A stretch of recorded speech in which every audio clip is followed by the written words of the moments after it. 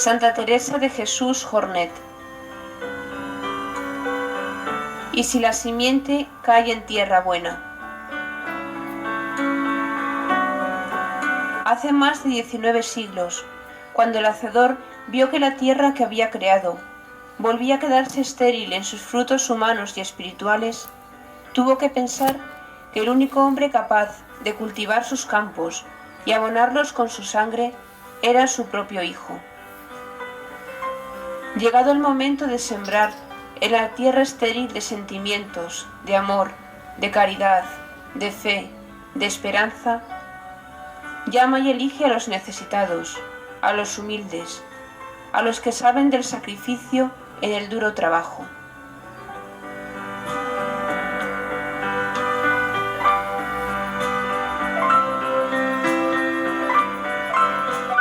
En Aitona, una linda villa de la provincia de Lérida, situada al pie de una áspera y elevada colina, al margen derecho del río Segre.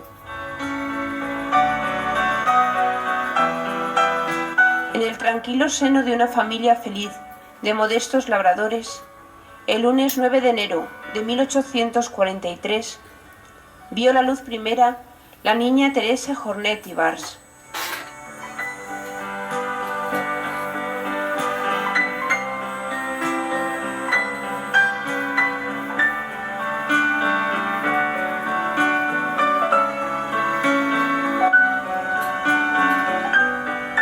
Cuando el reloj de la iglesia parroquial tocaba al Ángelus las 12 del mediodía.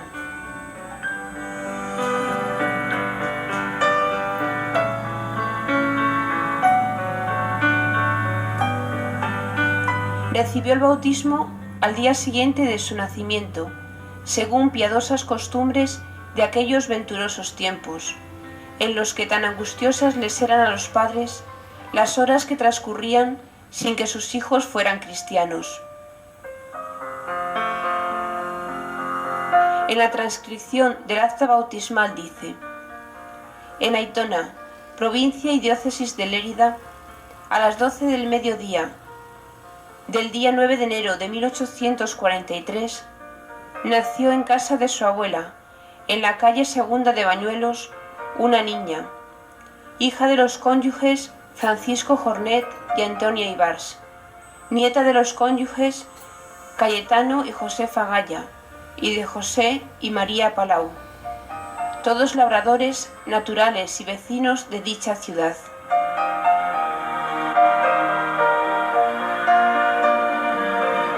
Fueron padrinos Cayetano Jornet, abuelo paterno, y Teresa i Bars Olona, su bisabuela materna, también de Aitona. Tocaron a la niña in sacro fonte en su bautismo, y les advertí la obligación de enseñarle doctrina cristiana y el parentesco contraído con la niña y su padre. Doy fe, Francisco Palau y Gaya.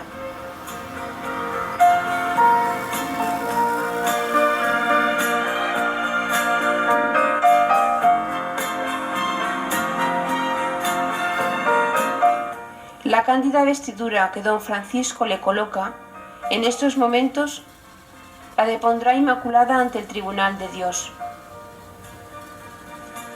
La luz de la lámpara que ahora se le entrega arderá sin extinguirse hasta el tiempo que el esposo haga su llegada para las bodas eternales.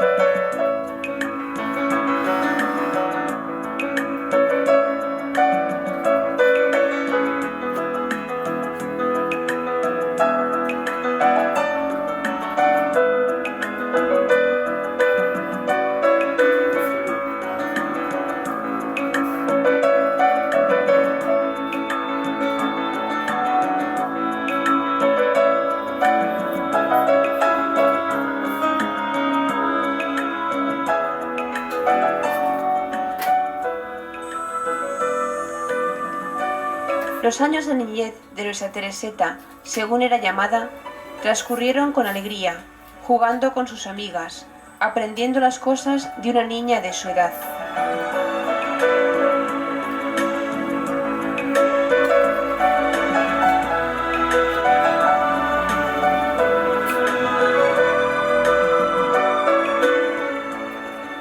En el regazo de su madre, Teresita aprende pronto a orar.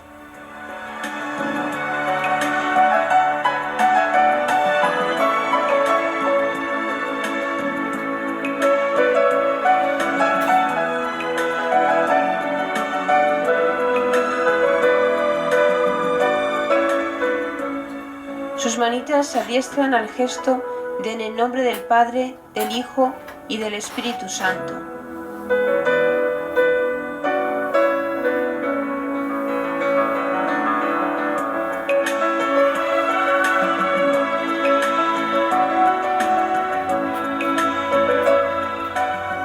Con frecuencia da un beso como símbolo de que sus primeros afectos son para Jesús y la Santísima Virgen.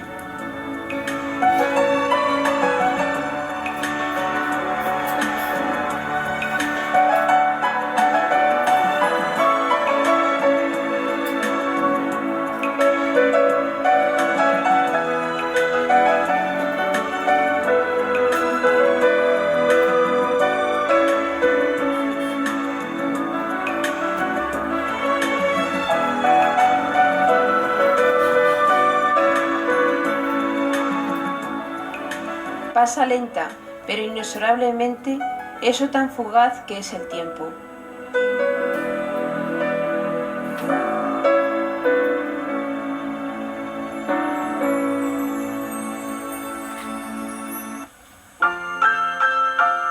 Recibe el sacramento de la confirmación el 12 de septiembre de 1849, durante la visita pastoral a Aitona del excelentísimo Monseñor José Domingo Costa y Borrás, obispo de Lérida.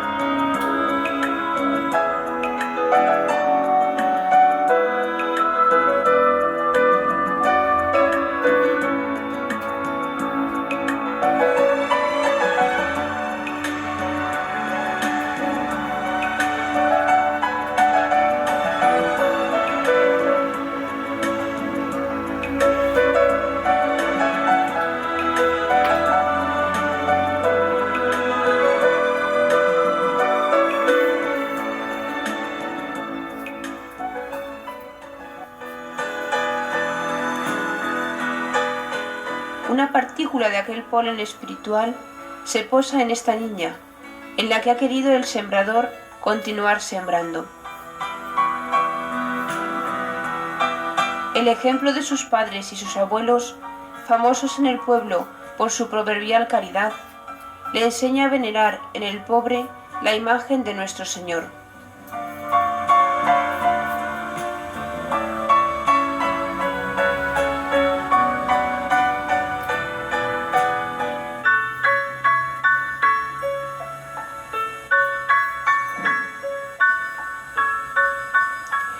Según la costumbre de aquellos años, Teresa comulgaría por primera vez algo más tarde.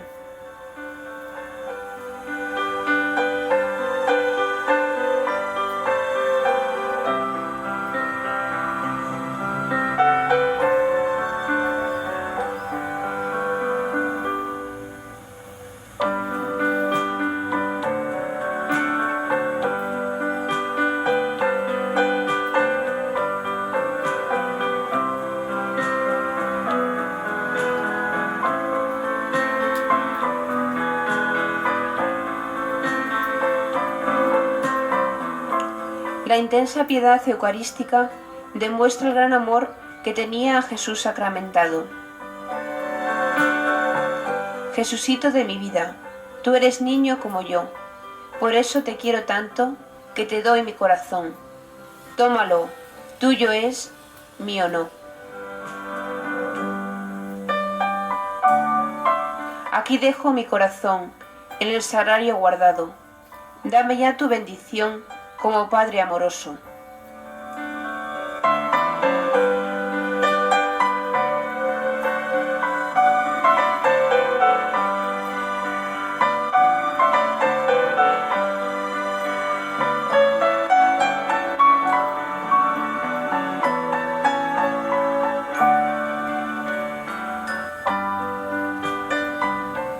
Entretanto, la familia se multiplicaba.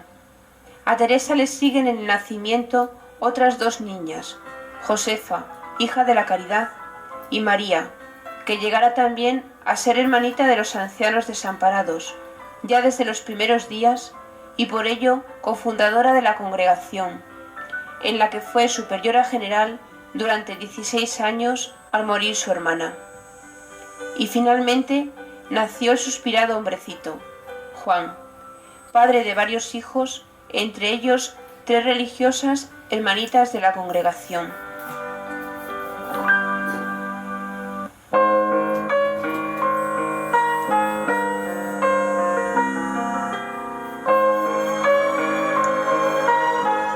La discípula aventaja pronto a sus propios maestros en lo que a la caridad se refiere. Es este uno de los pocos rasgos que de la infancia de Teresita se han conservado. Se cuenta que no satisfecha con asistir largamente a los pobres que llamaban a la puerta, la misma niña conducía a los menesterosos que encontraba en la calle para que sus padres pudieran darle alimento y abrigo.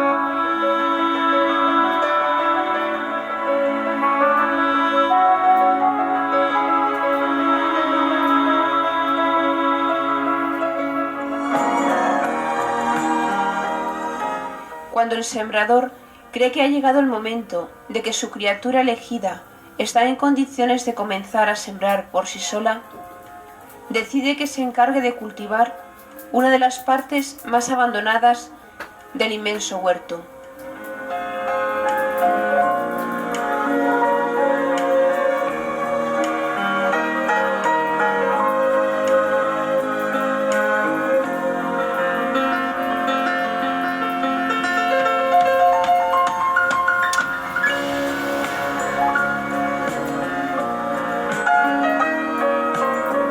La tía Rosa, que vive en Lérida, pide llevarse consigo a Teresa, tal vez con el objetivo de aligerar un tanto la fatiga de mamá Antonia, alejándole el peso y la preocupación de una de las niñas. Quizá también abrigaba en su corazón la ilusión de asegurar una más esmerada educación a Teresita, ya que no era dado a alcanzarla en el pueblo, en igual grado que brinda la ciudad.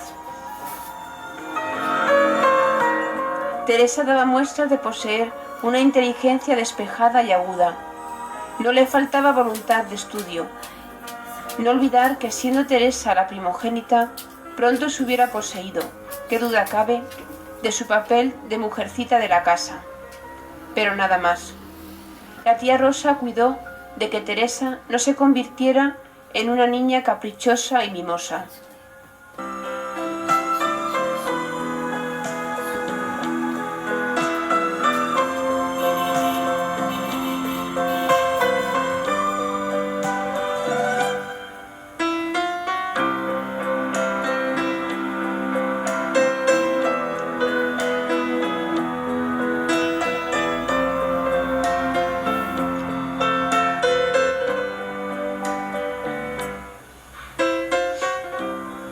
La convivencia con la piadosa tía y la separación de sus hermanos pequeños acentuó en Teresa la nota de seriedad que le caracterizaba, a la par que acrecentó su piedad. La estancia en Lérida se prolongó hasta los 14 años. Durante las vacaciones, Teresa volvía al seno de la familia, donde se ponía nuevamente en contacto con los suyos, no dándose el aire de niña de ciudad, ni el tono de estudiante.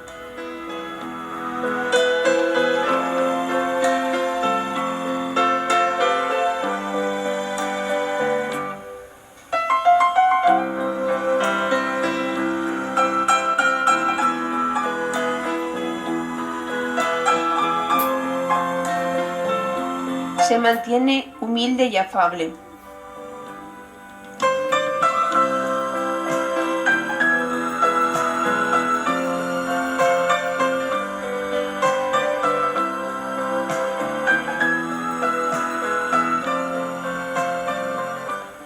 Muy cerca de una ermita se encuentra una cueva.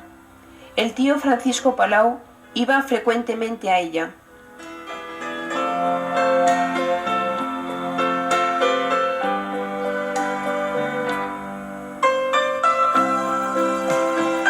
Aquí celebraba la Santa Misa. Acudían gente de los alrededores como a un santo, para pedirle consejo, confesarse.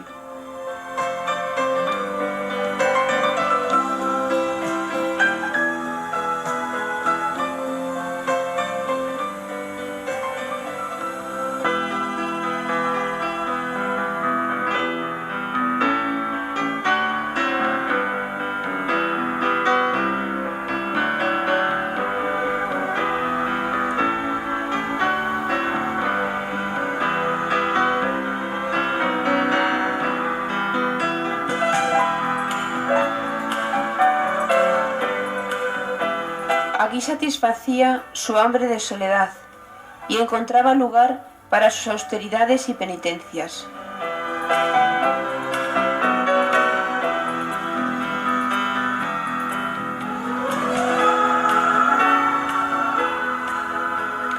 Por las tardes, la meta de Teresa se fija en una pequeña iglesia, situada en medio de los campos, a unos 2 kilómetros del poblado. El recorrido invita a peregrinar con el rezo del Vía Crucis. El padre Palau, en medio de sus sufrimientos y en su oración solitaria, daba vueltas a vastos proyectos de apostolado.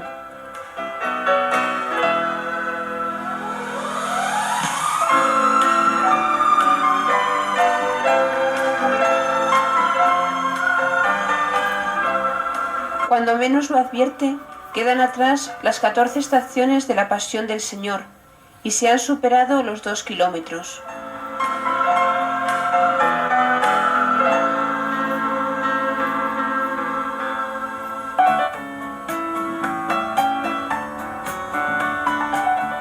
El padre Palau, por su cuenta, estudiaba atentamente a Teresa, sin que ella se diera cuenta.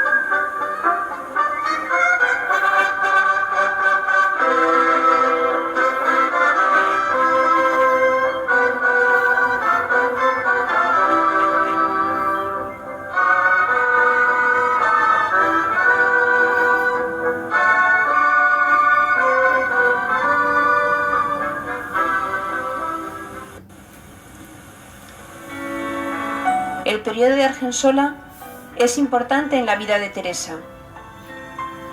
Hoy es ya una joven maestra, libre e independiente.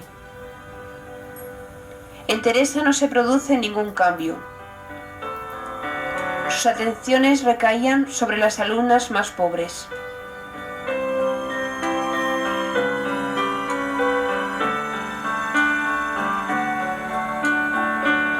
En la fidelidad a las prácticas de piedad y en la dedicación generosa a su misión docente se resume su vida en Argensola. Todas las semanas se traslada a pie a Igualada para confesarse, recorriendo entre ida y vuelta no menos de 20 kilómetros.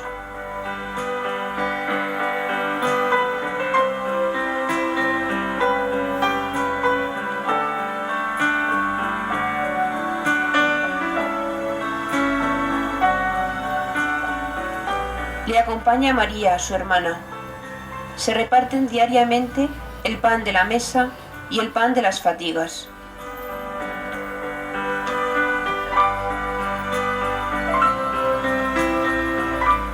Juntas se daban a los ejercicios de piedad, desempeñaban las tareas con ardiente celo e ilusión de una maestra. Misión bella y santa, pero en el corazón de Teresa había resonado la llamada de Dios.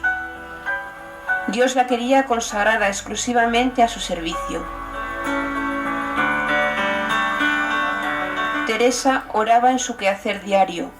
Sentía la necesidad de frecuentar asiduamente los sacramentos.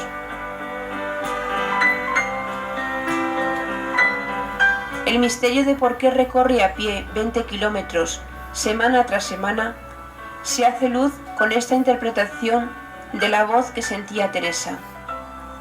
El camino del cielo es el sacrificio. Los cielos de España estaban cubiertos de espesas nubes. La rivalidad existente entre los generales situaba a la nación en un estado de permanentes revueltas y malestar.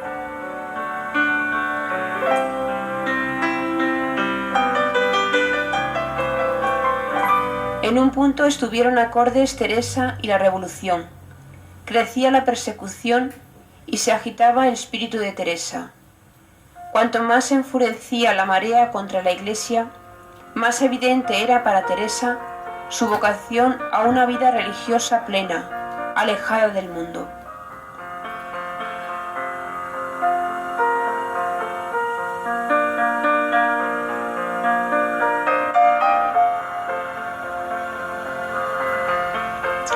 Nuevamente aparece la figura del padre Palau en escena.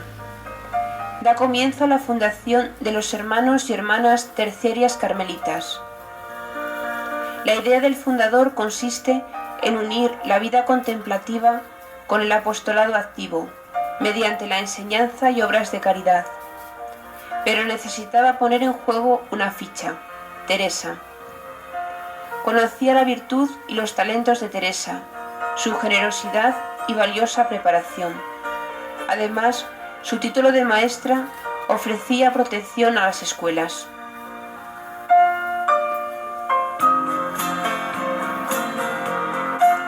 Hacia finales del año 1861 y comienzo del 62, situamos la proposición del padre Palau y la aceptación de Teresa.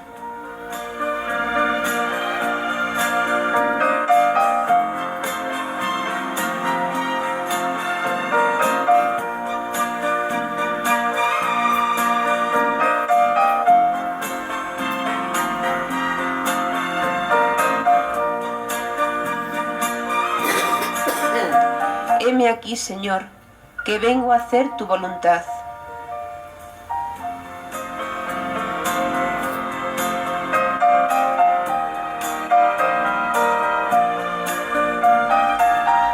Ya se encuentra entre las terciarias como dirigente del apostolado escolar que le ha sido confiado principalmente a ella.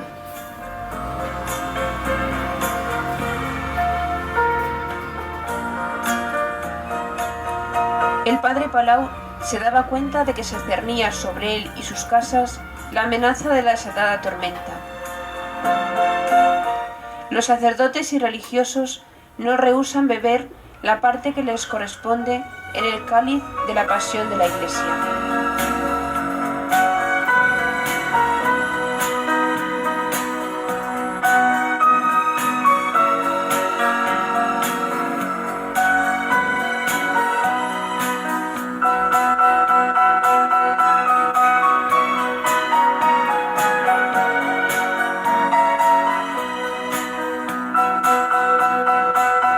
Los obstáculos que encontraban en los apostolados las terciarias eran una invitación dirigida a Teresa para decidirse a abrazar la vida claustral.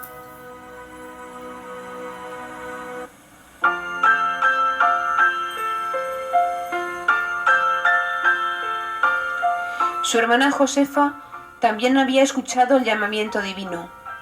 Su elección recayó en las hijas de la caridad de San Vicente de Paúl. Teresa pensó en acelerar su marcha. Así el desgarro de la partida sería menos fuerte para sus padres, por lo menos todo de una vez. La salida de ambas hermanas del hogar paterno se sitúa en el verano de 1868.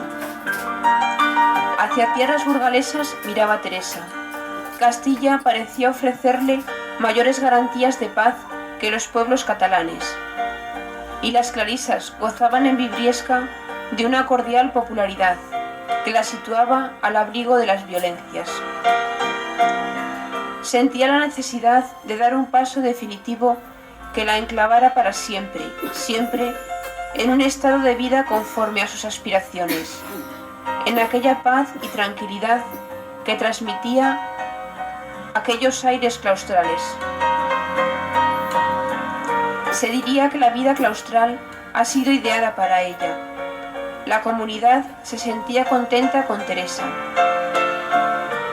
El admitirla a la vestición era una prueba de satisfacción. Teresa comenzaba con esta ceremonia su noviciado.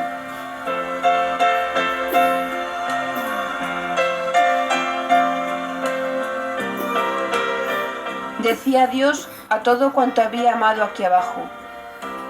Este es el fin de todo, dar gloria a Dios. En Vibriesca, la joven novicia franciscana contaba los días que la distanciaban de su profesión religiosa. No veía llegado el momento de unirse al Señor para siempre mediante la emisión de sus votos. Cuando he aquí que en el cielo azul se agolpan las nubes de la tormenta originada por la prohibición del gobierno. Al poco tiempo de la prohibición, la salud de la novicia comenzó a alterarse. Una postilla maligna hizo su aparición en la frente de Teresa. Rebelde a toda medicación, dejó entrever muy pronto su carácter contagioso.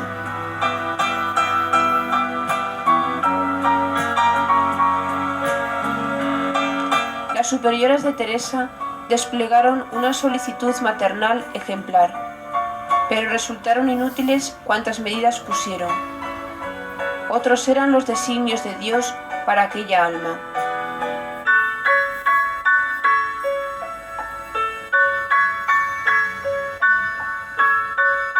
El Señor se valió de ello para que tuviera que dejar el convento. Francisco Jornet, apenas recibió el aviso de la enfermedad de Teresa, se presentó a recogerla. La condujo al hogar paterno. Confiaba que el aire de sus campos y los cuidados de sus padres le devolverían la salud.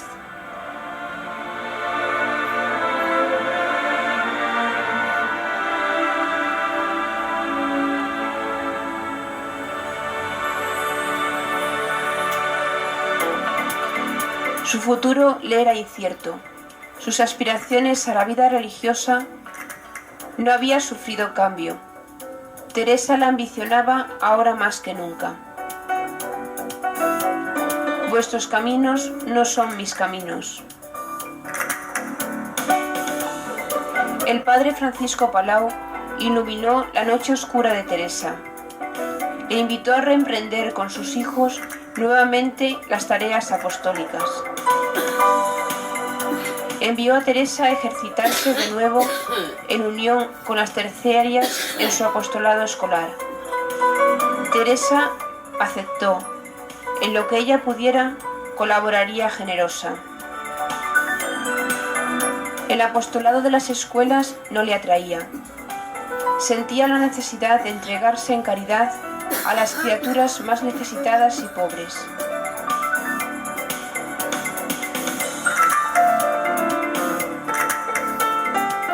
Muere el padre Palau inesperadamente. Teresa se encuentra nuevamente en su casa y sin nadie que la aconseje. La providencia permite que se encuentre con don Pedro Yacera, un digno sacerdote, amigo de don Saturnino López Novoa, que conmovido por el estado de abandono y miseria a que estaban reducidos tantos ancianos, proyecta la fundación de un instituto de religiosas que se dedicaran exclusivamente a la asistencia espiritual y material de los pobres ancianos de ambos sexos.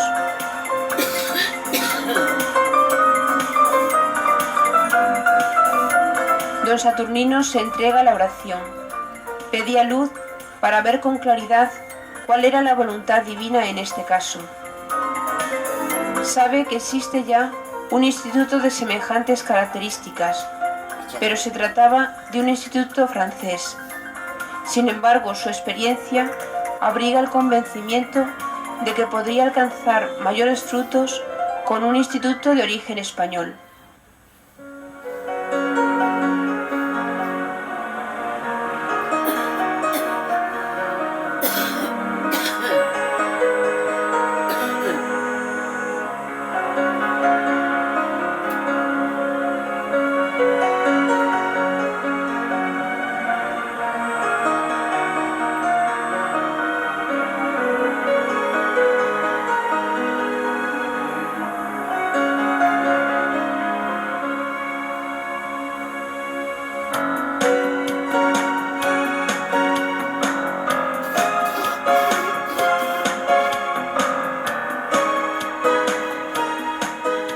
Se aconsejó con varios religiosos piadosos y prudentes, como el padre Puig y don Pedro Yacera.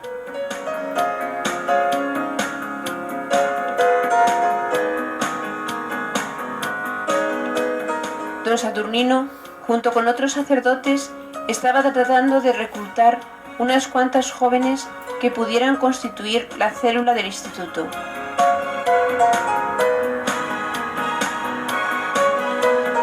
El esmerado cuidado del huerto prolonga cada vez más su frescura y el vigor de los frutos. El terreno no cultivable se va ampliando y se hace necesario buscar nuevas, fuertes y jóvenes manos. El sembrador hace ver a la sembradora española que el polen espiritual que sobre ella ha caído debe empezar a esparcirlo con generosidad.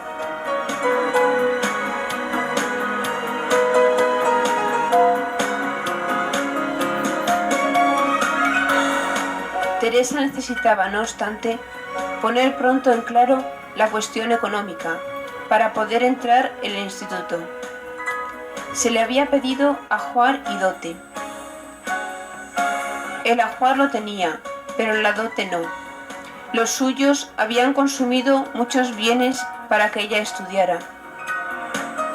Teresa confiaba y decía: «La providencia es mi madre amada, jamás me ha faltado». El padre fundador y los demás sacerdotes opinaron que su título de maestra constituía ya su dote. No hubo, pues, ninguna dificultad.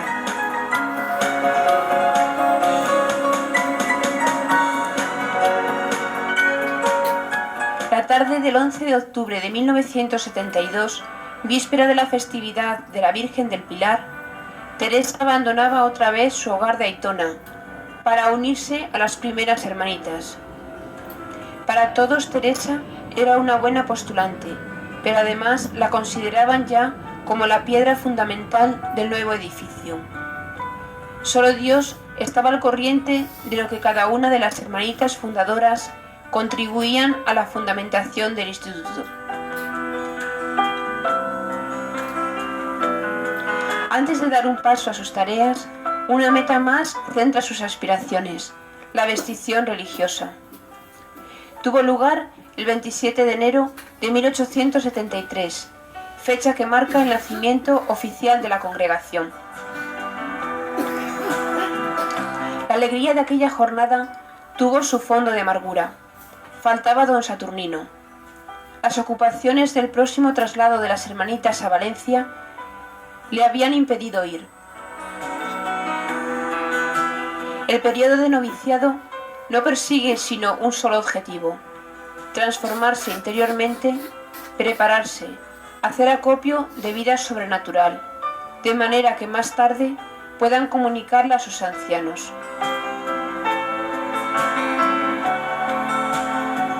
Sea bendito Dios en todas las cosas. La Santa Misa fue la oblación de las pequeñas esposas unidas a la oblación de Cristo. Las novicias saboreaban, mientras tanto, el gozo de verse revestidas con la librea del Gran Rey. Una sorpresa espera a las hermanitas en el amplio salón de recepciones del seminario. Don Pedro Yacera, al faltar el padre fundador, había hecho preparar para las nuevas novicias un adornado chocolate. Los seminaristas se encargan de hacer los honores.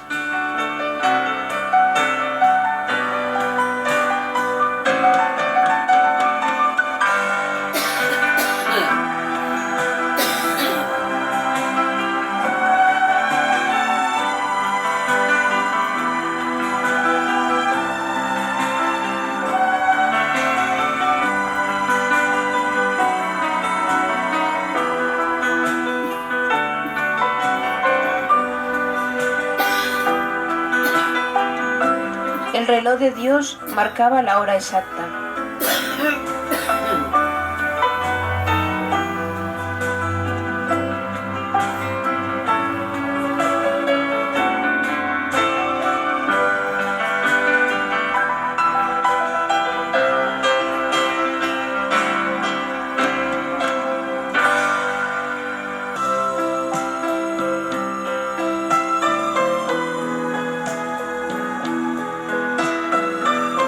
El lunes 5 de mayo partieron de Barbastro las primeras 4 hermanitas, acompañadas por don Saturnino.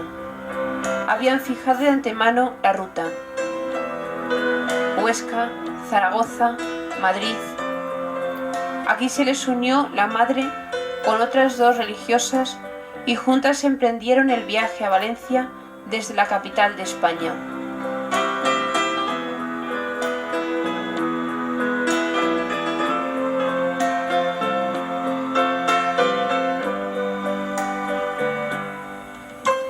Las hermanitas llegan a Valencia el 8 de mayo de 1873 y en la famosa e histórica plaza de la Almoina da comienzo una gran historia de amor y servicio.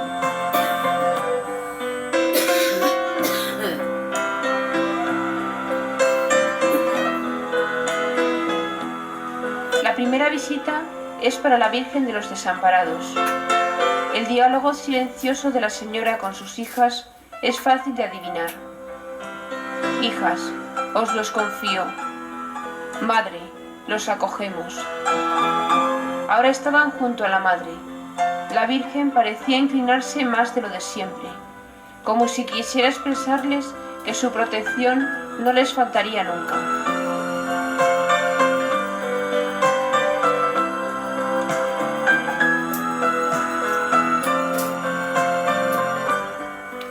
El sábado día 10 son admitidos los primeros ancianos. La primera fue doña Pascuala, una ancianita de 88 años.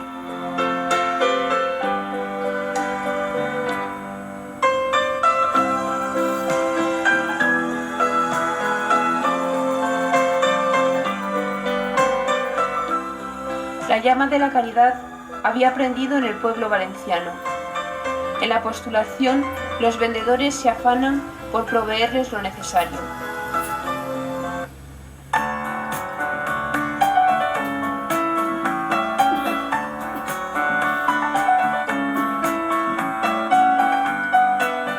las hermanitas, como amantes de su divino esposo, tanto al salir como al volver a casa, visitan al Santísimo Sacramento y a la Santísima Virgen, recitando una breve plegaria.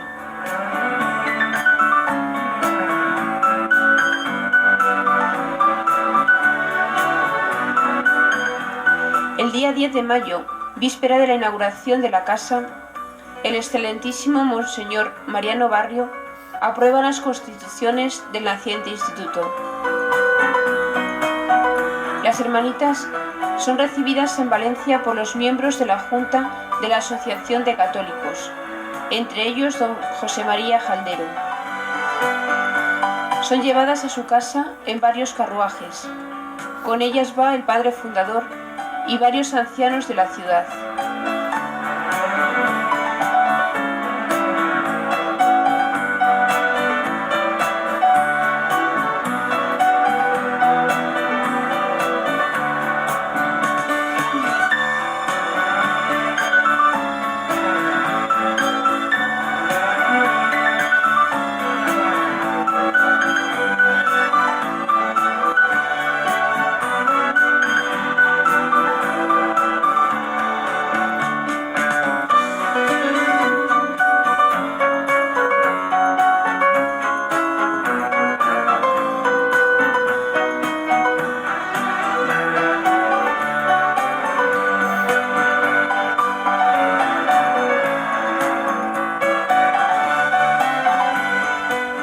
Monseñor Mariano Barrio, arzobispo de Valencia, da muestras de un gran interés por la naciente congregación.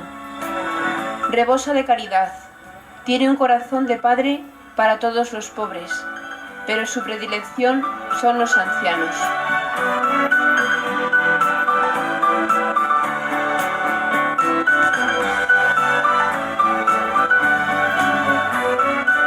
La madre ha descubierto que Dios no se deja ganar en generosidad.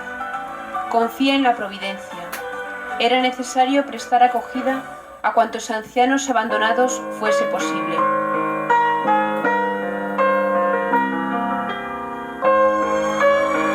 Sor Teresa Jornet es confirmada en el cargo de superiora general y local.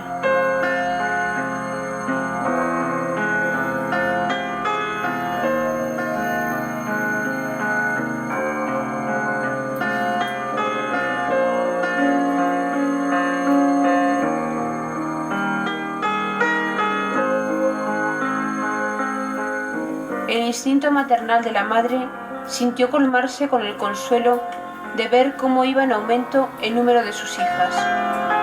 Su ascendiente personal se imponía a todos cuantos se acercaban a ella y les cautivaba.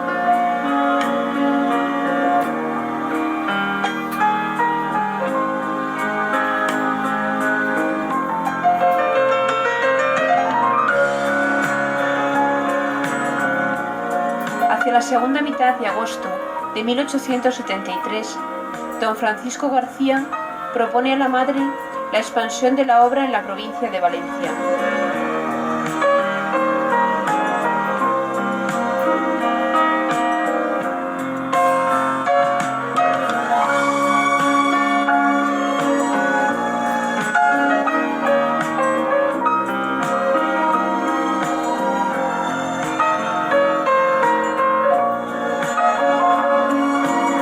Don Saturnino, por su cercanía a Huesca, muy pronto empezó a gestionar la expansión del instituto, con la segunda casa asilo de la congregación en Zaragoza, el 10 de mayo de 1874.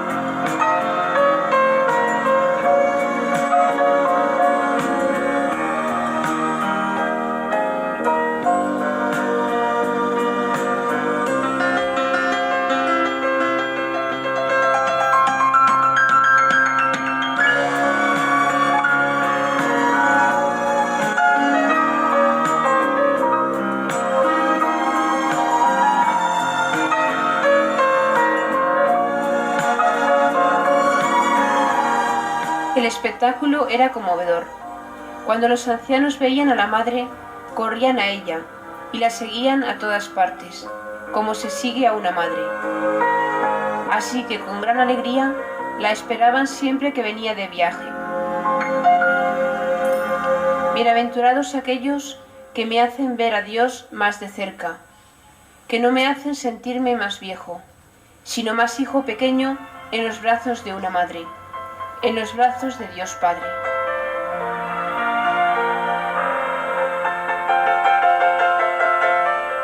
Bienaventurados aquellos que me hacen ver a Dios más de cerca. Bienaventurados aquellos que entienden mi paso vacilante y mi mano temblorosa. Cada acogido tiene su historia personal y todos su capítulo de dolor y lágrimas. Su única y sola compañía es el peso de los recuerdos. Los primeros días están apartados de todos por su testarudez, humillados, tristes y rencorosos.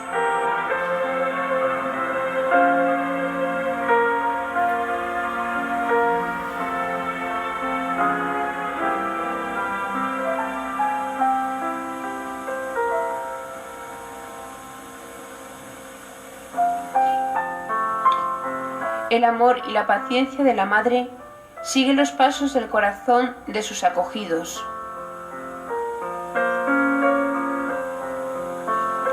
De las novicias.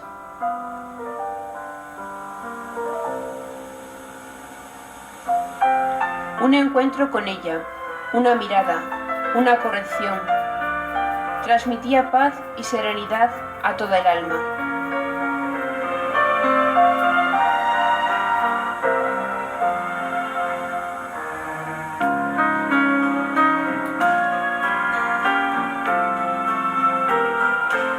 Cuidar los cuerpos para salvar las almas era su lema preferido.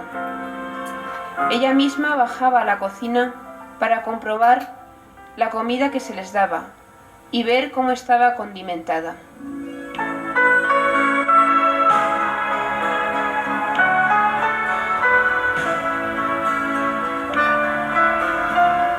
Cuantos mayores son los cuidados y atenciones con que uno quiere acercarse a ellos, más se revelan ante la situación.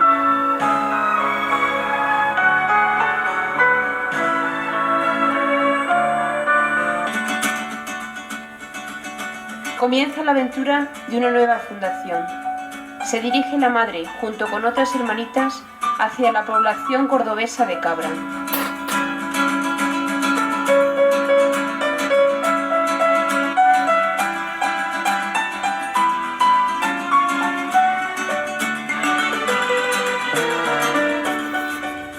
Al llegar a esta, no pudieron ir a la iglesia para dar gracias a Dios por el viaje.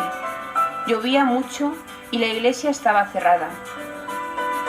En la calle Tresuela número 12 se hallaba la casa que le habían proporcionado, pero estaba en muy malas condiciones.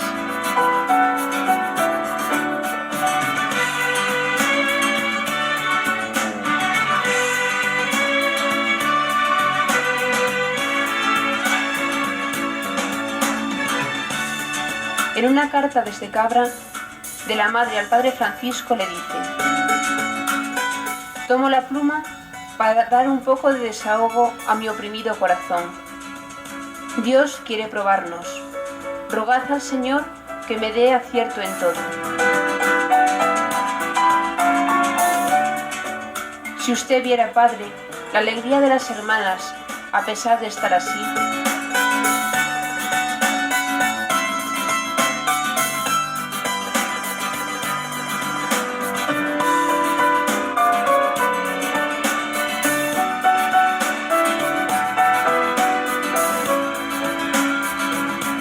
el pueblo tiene alguna prevención con nosotras, porque dice: el que las ha traído, que las mantenga.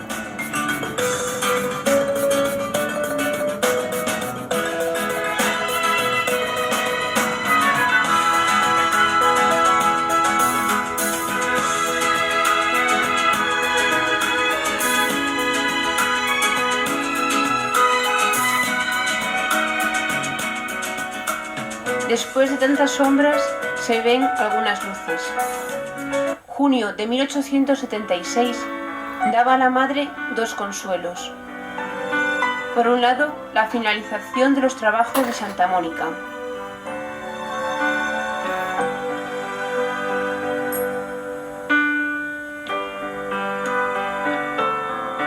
Y por otro, la llegada del Decretum Laudis de Roma.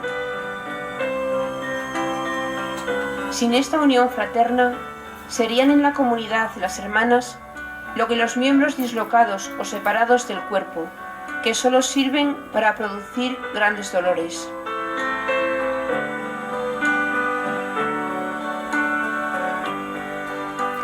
La madre confía ciegamente en el valor y la eficacia de la oración. Es una fuente inagotable de gracias y bendiciones. Decía a sus hijas: que no quede atrás la parte espiritual, que es lo más importante, y por ello velaba siempre.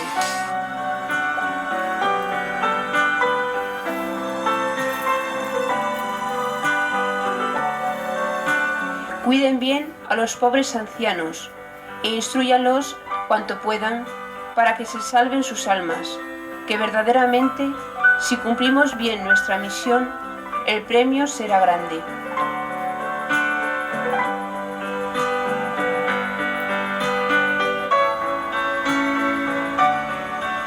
En este anciano, el cielo se va haciendo limpio, comienza a levantar la mirada y espía en su alrededor.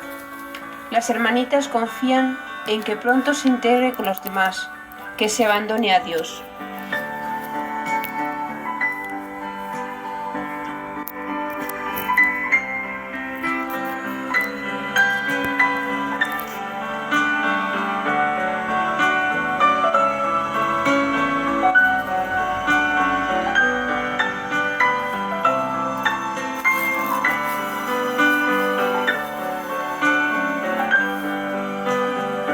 La madre moviliza a todas las hermanitas para que sus plegarias aceleren el triunfo de la gracia de Dios en aquella alma. Al anciano le ha llegado la hora de no poder valerse por sí mismo. Siente la necesidad de recibir, y la caridad de las hermanitas hace el milagro. Sin duda ha tenido su parte el cuidado esmerado, la cama templada, el cariño y las oraciones. A primeros de diciembre de 1876, el arzobispo de Burgos escribe a la madre para que se preparen las hermanitas para fundar en esta capital. La noticia colma de gozo a la madre y con otras hermanitas se adelanta a ir para acondicionar la casa. Las hermanitas designadas para formar esta comunidad llegan días después, el 29 de diciembre. El día 2 de enero se admiten los primeros pobres y se da principio a la postulación.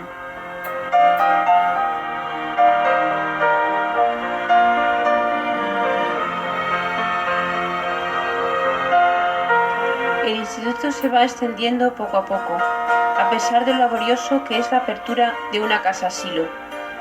Hay que disponer, organizar y limpiar todo, completar los muebles, ropa de cama, proveer de bastantes prendas para vestir a los ancianos que solo llevan lo puesto. En medio de todo, la madre siempre exclama: yo no sé cómo dar gracias a Dios por tantos beneficios.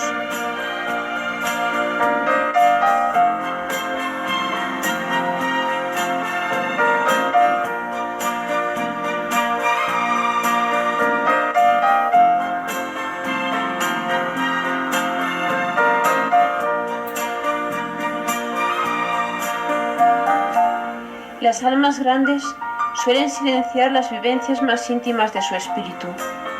Solo sabemos que la madre, la víspera del día de su profesión, quiso hacer confesión general y como signo de su consagración al Señor, adoptó el nombre de Teresa de Jesús.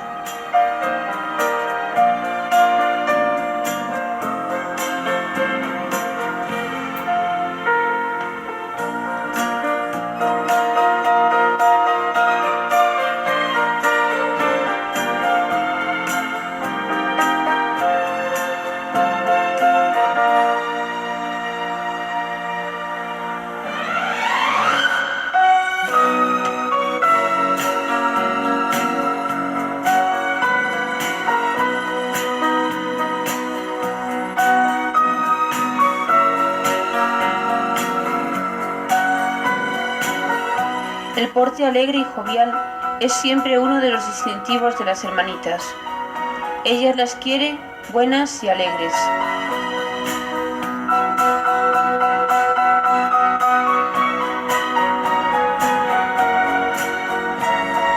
A todos está mandado que sean buenas y den buen ejemplo, pero más aún a las hermanitas. El Señor les ha dado el encargo de cuidar y asistir corporalmente a los pobrecitos ancianos y de encaminarles a que levanten su corazón hacia Dios, se fijen en Él, le conozcan más y más y conociéndole le amen y amándole perseveren en su amor y mueran al fin cuando a la hora les llegue en su amistad y gracia.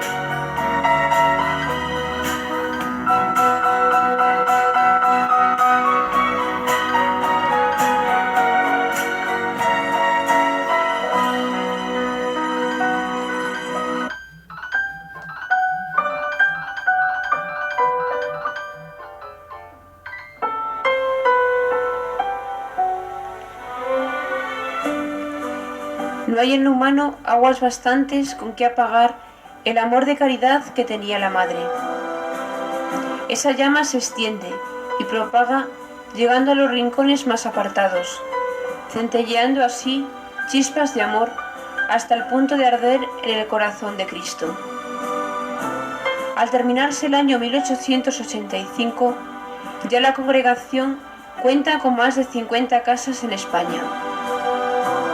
De América siguen escribiendo los prelados y las hermanas de los pobres inválidos, pidiendo que se realice pronto una fundación allí.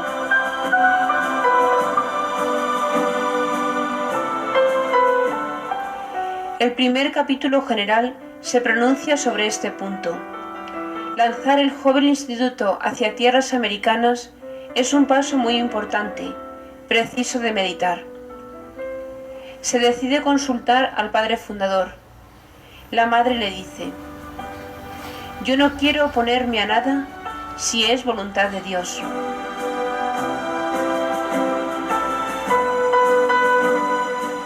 Tras la aceptación de fundar, se escoge la primera expedición, formada con un puñado escogido de sus abnegadas hijas.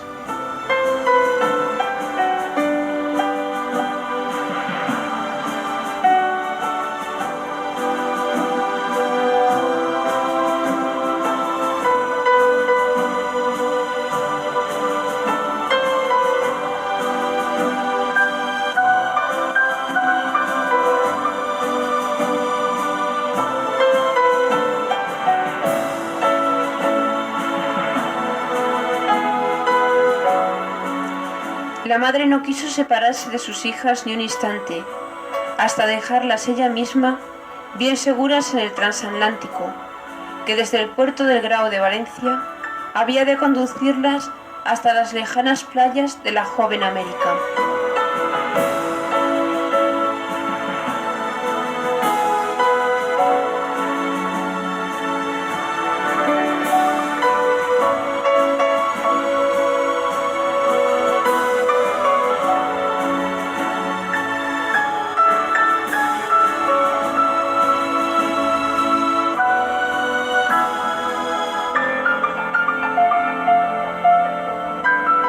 Con los ojos serenos, dicen el último adiós cariñoso a su patria y a su madre.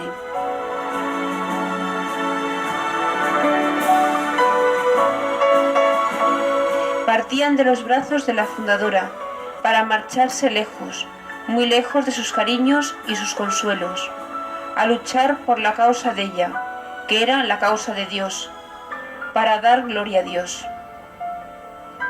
La expedición partió al fin hacia Cuba. Detrás de esta se han repetido otras muchas. En la persona de los ancianos, las hermanitas ven el rostro del mismo Cristo. Ellos son la porción escogida por el Señor. Nosotras, todo lo que tenemos es de los pobres y no nuestro.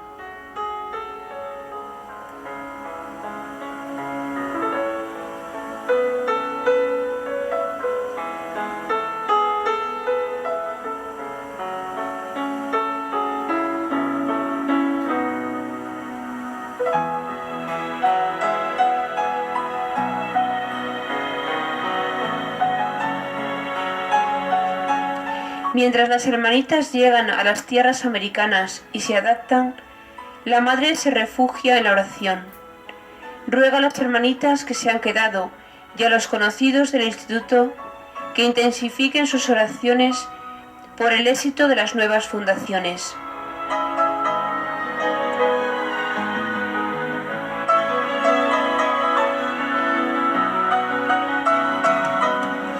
A los ancianos procurarán tratarlos con gran caridad, atendiendo todas sus necesidades con la puntualidad más esmerada.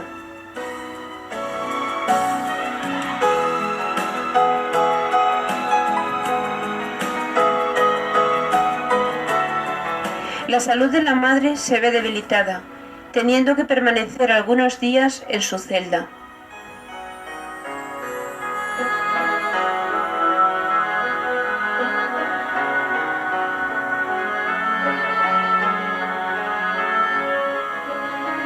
A pesar de estar enferma, visita y asiste a los ancianos, incluso a altas horas de la noche, preocupada por sus almas.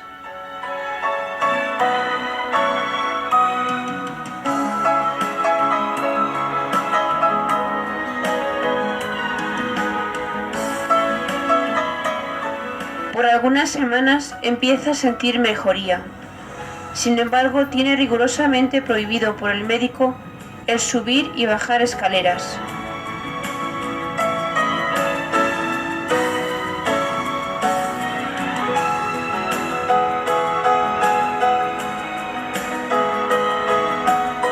La mejoría es pasajera.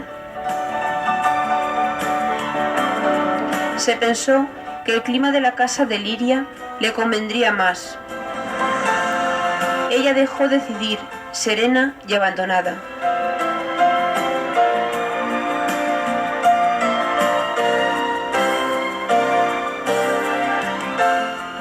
La sed de oración es habitual en la madre.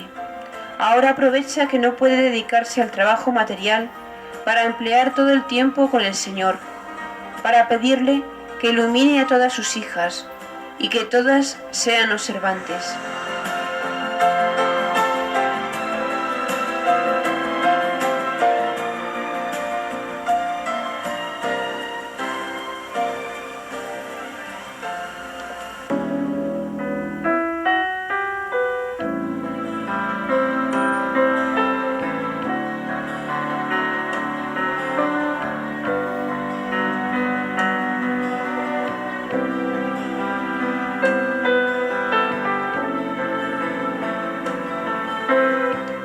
Tres meses en estado de extrema debilidad, sin fuerzas, con muy poco apetito.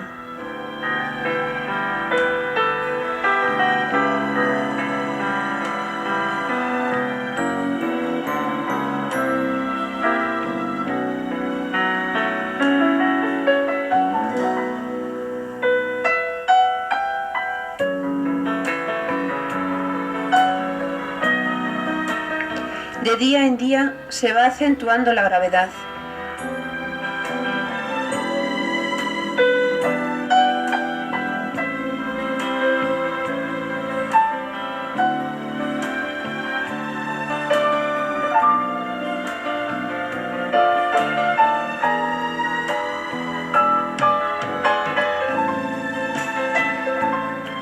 El capellán de la casa le lleva todos los días la comunión.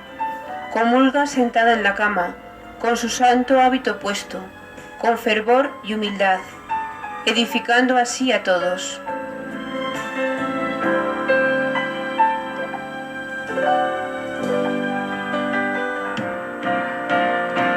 Recibe el santo viático.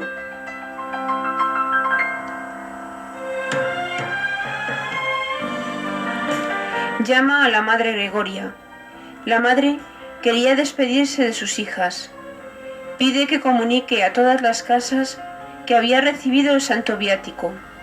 Luego las bendice a todas y pide sus oraciones.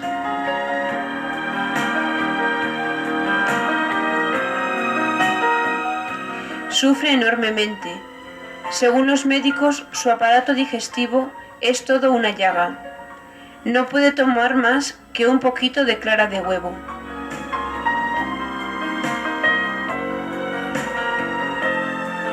Todas las casas elevan oraciones sin cesar por la salud de la madre.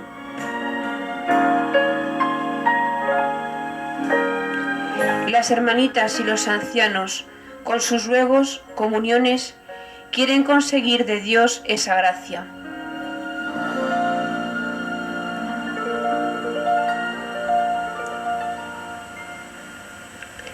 No paran de llegar sus hijas, de todas las casas, para ponerse a los pies de la cama y recibir de su mano la última bendición. A todas acoge con serenidad, cariño, y con su semblante les manifiesta el inmenso amor que les tiene.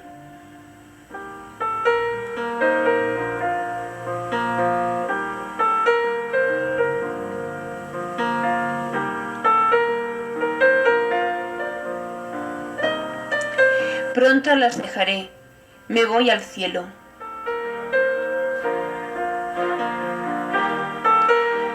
El 26 de julio, el padre Francisco, en compañía del padre fundador, que se ha desplazado desde Huesca, le administran la Santa Unción.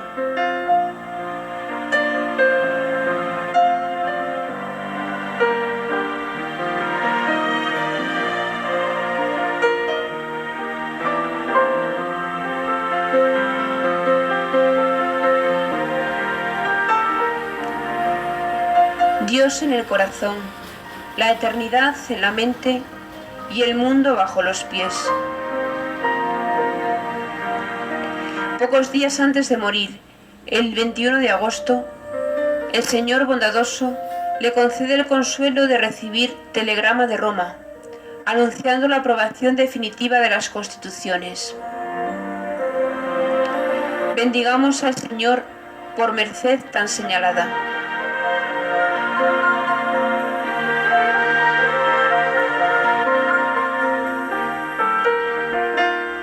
Pocos días antes de morir le da un síncope.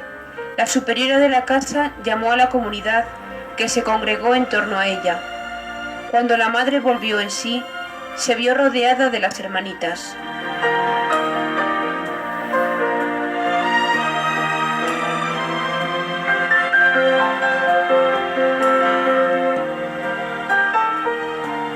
La noche del 25 de agosto, poco antes de las 12, preguntó a las dos hermanitas que le velaban qué hora era y cuándo le traerían al Señor.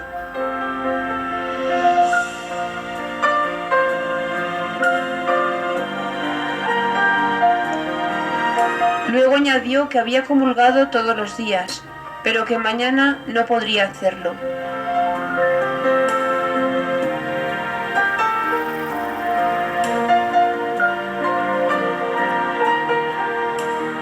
En un momento, sobre el rostro de la madre, aparecen las señales del fin, del encuentro con el esposo tan amado. Eran las 3:30. Subvenite Sancti Dei, occurrite Angeli Domini.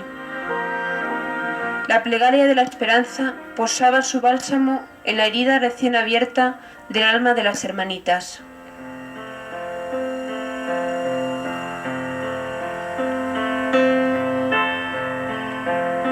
La noticia de la muerte de la madre causó en todas las casas asilo un dolor profundo.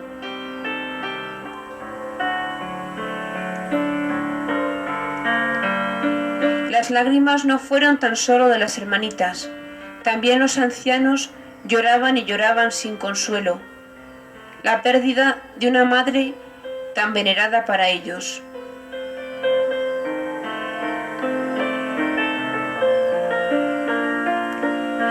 A Liria acudían día y noche millares de personas de todos los pueblos con ansias de decirle el último adiós a la fundadora. 2 días después se celebraban los funerales. Hacia el mediodía tuvo lugar el entierro.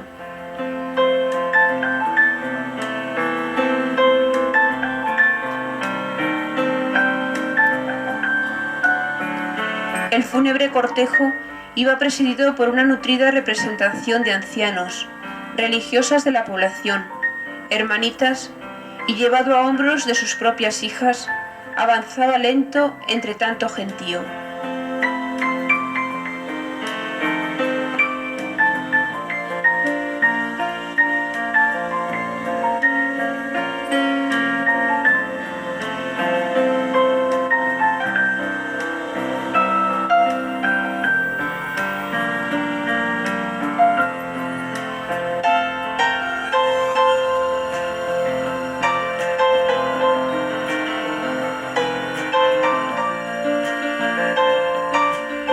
Los venerados restos de la madre fundadora permanecieron sepultados en Liria hasta el mes de junio de 1904.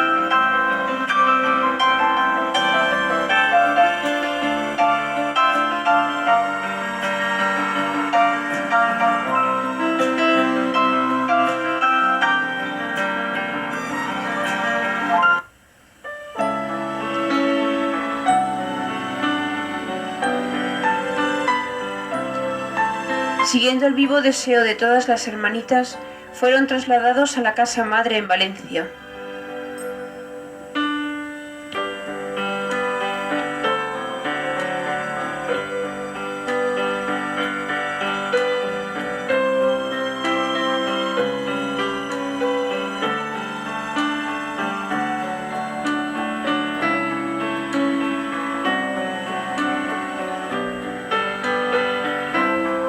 El 25 de agosto de 1913, víspera del 16º aniversario de su muerte, sus restos fueron sepultados en el sepulcro de mármol blanco levantado en la cripta. La muerte de la madre no detuvo el desarrollo de la obra. Su vida ejemplar y santidad es conocida por todo el mundo. Aún resuenan en muchos corazones el eco gozoso y glorioso del 27 de enero de 1974, cuando en la Basílica Vaticana el Papa Pablo VI proclamaba que la beata Teresa Jornet i Bars debía ser tenida desde aquel momento por santa en la Iglesia. Es ya Santa Teresa Jornet, patrona de la ancianidad. Actualmente los venerados restos de la Santa Madre se guardan en una preciosa urna de bronce y cristal, en el corazón mismo del altar que se le ha dedicado en la iglesia de la Casa Generalicia.